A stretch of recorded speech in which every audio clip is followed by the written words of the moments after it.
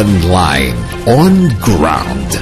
Tama ang balita, tama ang paglilingkod. Saan mang bahagi ng bayan, saan mang panig ng mundo, pinaglilingkuran ang Pilipino. Ito ang News Authority ng Aliw Broadcasting Corporation. Inaabot ang bawat isa, radyo, telebisyon at digital. DWIZ News, laging nagbabalita ng tama, naglilingkod ng tama. Miyembro ng ALC Group of Companies.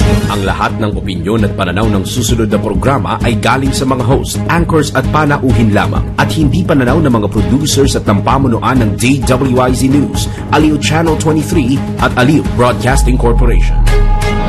Ang bahaging ito ay hatid sa inyo ng Fatima University Medical Center.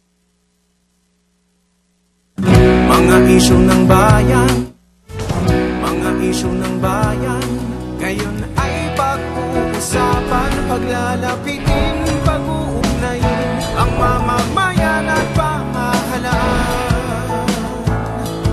Hinaing na taong bayan ay pakikinggan, uunahin natin ang sigaw ng bayan. Paglilingkuran ang taong bayan, walang pababayaan, walang iiwanan, lahat para sa bayan. El Pueblo Publico, ang tunay na takbuhan. Kasama si Ryan Lau, tunay na sandalan. El Pueblo Publico para sa'yo. Isang mapagpala at magandang hapon po Luzon, Visayas at Mindanao. Kamusta po kayo mga ka-El Pueblo?